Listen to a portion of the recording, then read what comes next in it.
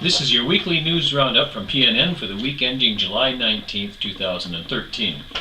We begin this week in Toronto, where Orange Air Ambulance is once again coming under scrutiny.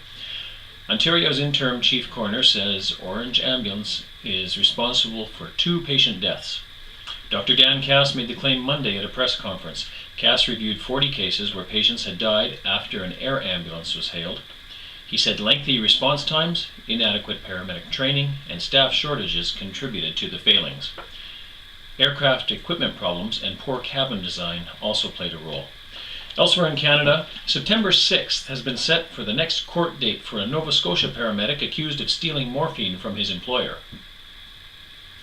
The case for Zachary Ewan-Dewar, 26, was delayed until fall to allow the medic time to consult with his lawyers. Dewar was arrested February 14th of this year.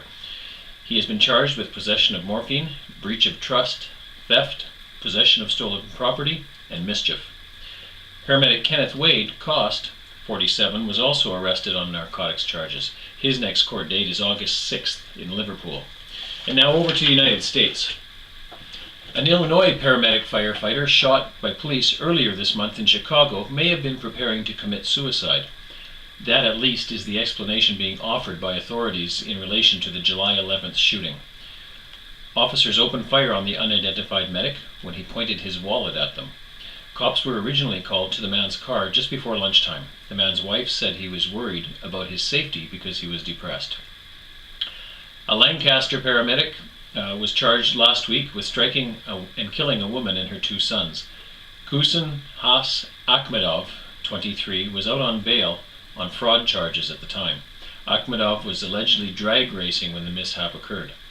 A 5-year-old boy survived the crash. Akhmedov and another man now face several tags, including vehicular homicide and reckless endangerment. New Jersey police have arrested a 50-year-old New Jersey man with stabbing an EMT. Bayside Place resident Anthony Raysor allegedly attacked the 34-year-old medic July 12th. Raysor was apparently intoxicated at the time he stabbed the provider in the right shoulder. Police arrested him shortly afterwards. The EMT, meanwhile, was treated in hospital and then released. Federal Aviation Administration, or the FAA, and National Transportation Safety Board, the NTSB, investigators continue to look into a last Tuesday medevac chopper crash. The accident killed a patient and critically injured 2 crew members.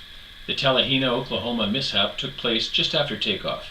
The Eagle Med aircraft apparently plunged to the ground after a power loss. It then burst into flames. No names have been released. The trial began Monday for a Kentucky man accused of causing a 2012 fatal ambulance crash. Warsaw resident Hunter Legrand, 23, was allegedly high on drugs at the time. Patient John Little, 59, died in the impact. Legrand apparently hit both a pole and a mailbox before careening over the highway center line and into the EMS unit. And finally, for a bit of good news. A Utah man and his paramedic son have struck it rich after winning $1 million in the Powerball lottery.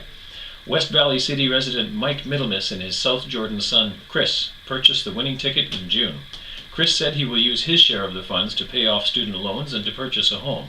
His father said the money would help provide for his retirement.